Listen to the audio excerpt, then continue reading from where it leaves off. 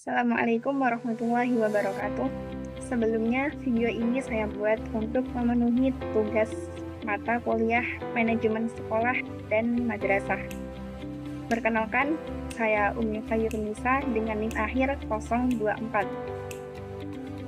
Di sini saya akan membahas mengenai materi manajemen serta didik.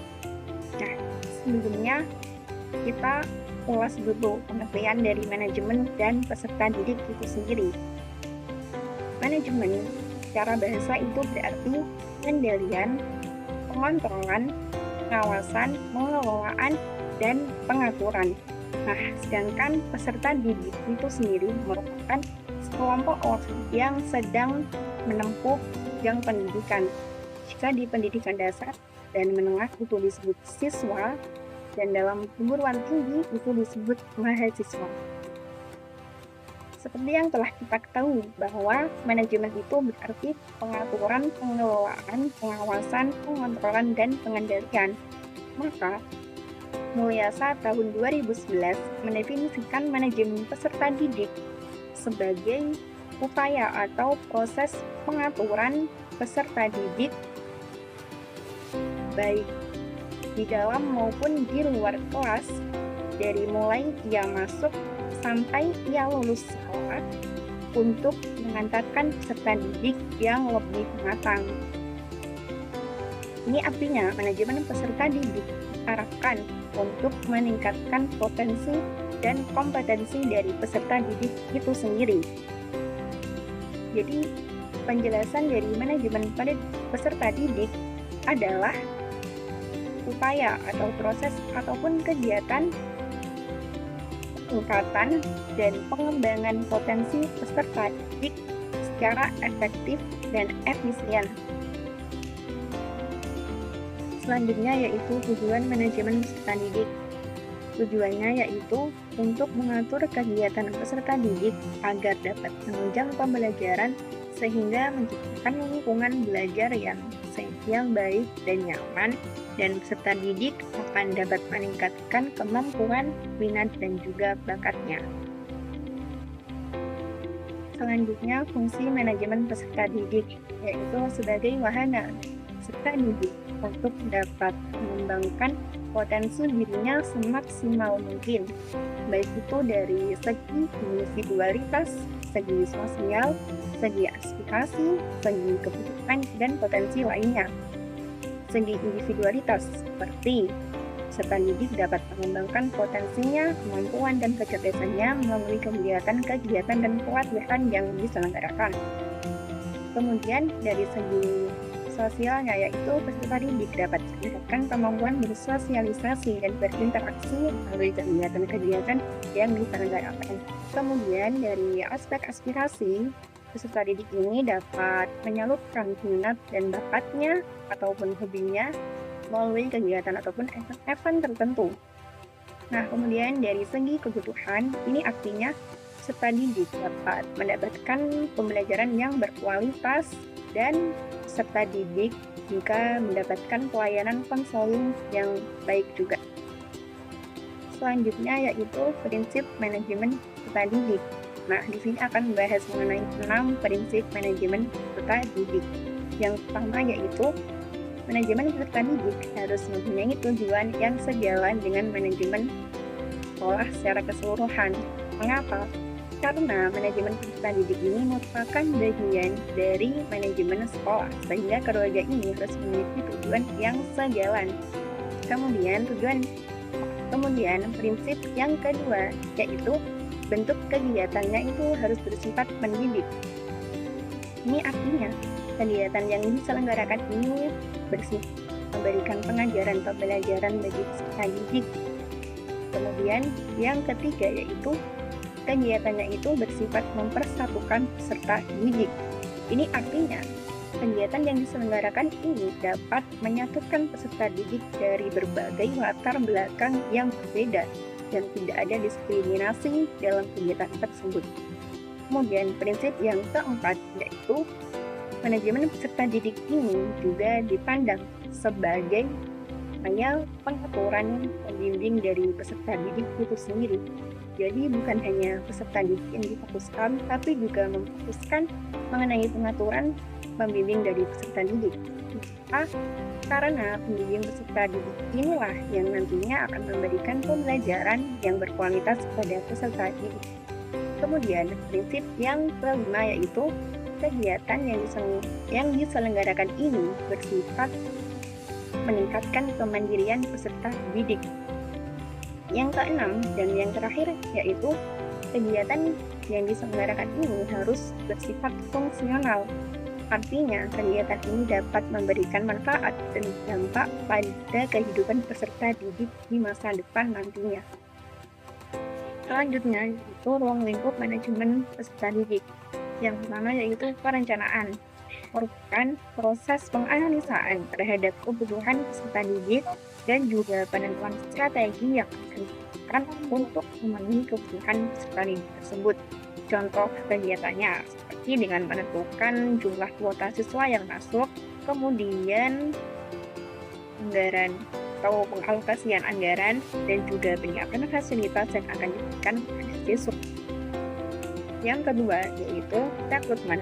Rekrutmen merupakan proses pencarian ataupun penarikan dan pengundangan calon peserta didik agar mereka tertarik untuk ikut bergabung ke dalam lembaga sekolah.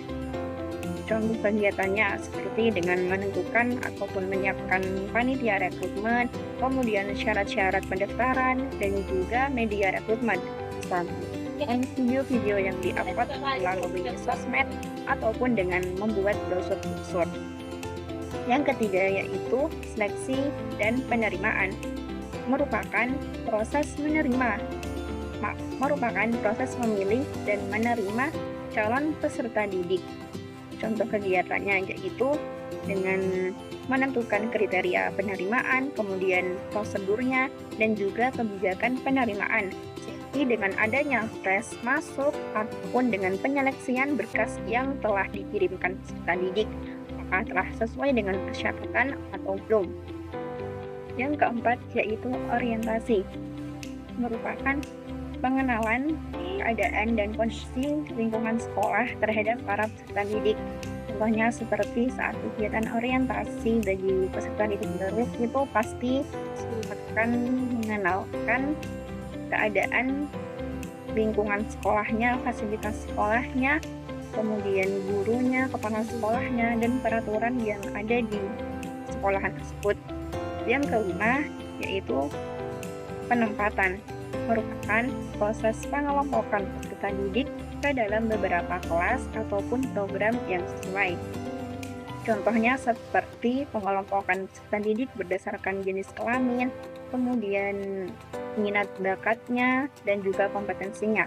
Seperti sekolah-sekolah di SMA itu pasti ada kelas minat bakat dan juga ruang lingkup yang keenam yaitu proses pencatatan dan pelaporan, merupakan proses pengumpulan informasi dan penganalisaan data-data peserta didik mulai dari ia masuk sampai ia lulus nantinya.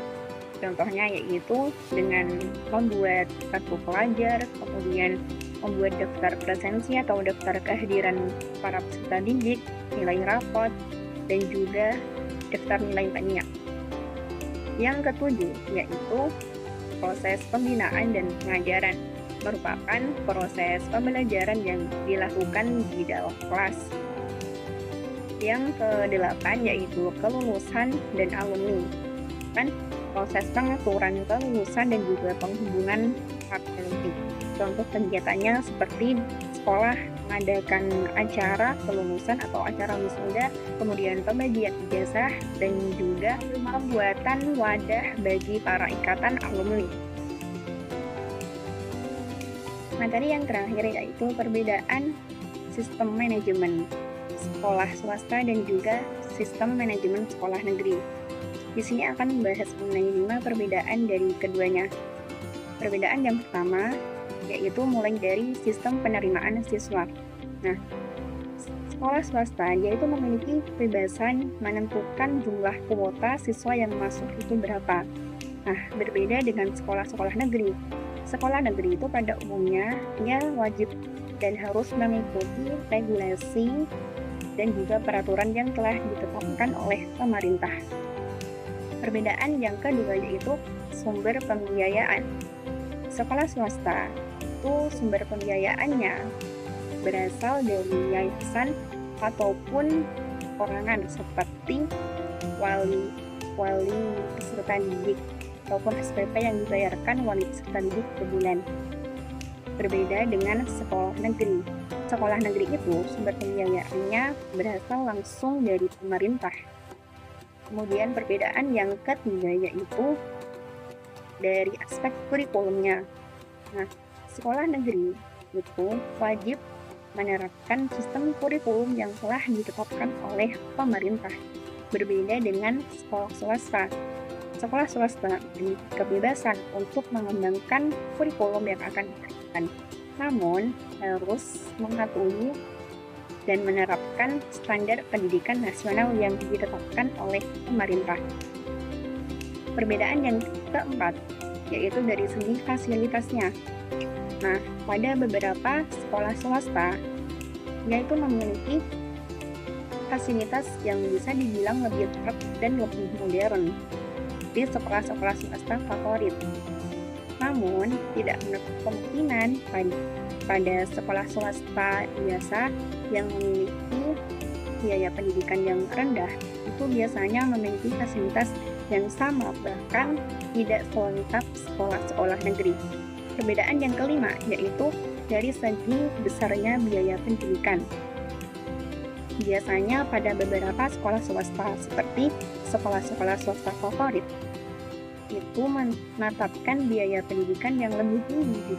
Namun hal ini tentu disesuaikan dengan fasilitas yang diberikan sekolah tersebut. Baik, itu saja yang dapat saya sampaikan.